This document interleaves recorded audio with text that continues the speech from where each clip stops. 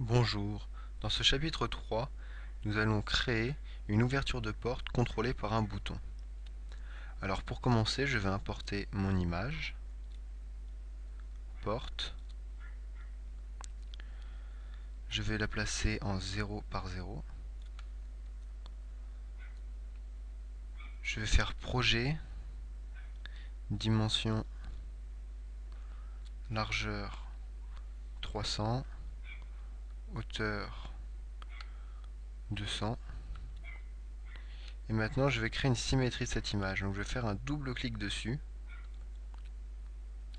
Et là, créer le symétrique. OK. Donc là j'ai un symétrique qui a été créé. Donc je vais le placer ici. Et je vais y rajouter mon image normale. Donc voilà, je la positionne avec les flèches directionnelles. Donc j'ai mes deux portes. Alors maintenant je vais aller au temps 30 et je vais réaliser mon ouverture de porte. Donc je décale ma porte.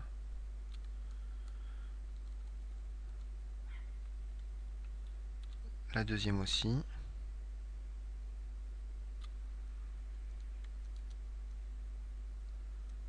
Alors une fois que les deux sont faites, je vais faire un play pour voir si c'est correct. Donc ça me semble bien, je vais mettre pause. Je vais aller au début. Je vais mettre un stop pour que l'ouverture ne se déclenche pas automatiquement. Et je vais rajouter un bouton. Donc créer un bouton. Là je vais le nommer ouverture. Et alors ici vous voyez il y a un tas de panels avec plein de boutons qui peuvent vous être super utiles. Alors par exemple le texte on peut le mettre en gras. On peut changer sa taille. Et on peut aussi changer sa police, enlever le relief du bouton, changer les couleurs de l'état enfoncé, survolé, non cliqué. Et ici on peut même y incorporer des images. Donc si on clique ici, il me propose d'aller choisir une image pour un certain état. Donc là en l'occurrence c'est pour l'état normal. Donc maintenant que c'est configuré, je vais faire action.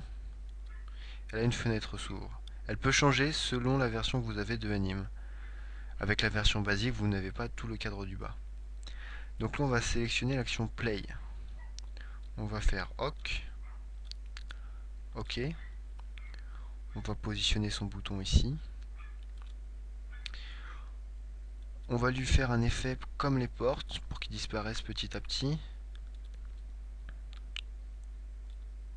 Et voilà, on va mettre un stop ici, à la fin, pour pas que les portes se referment. Et maintenant, je vais faire un play. Shift plus play. Je clique sur ouverture et mes portes s'ouvrent.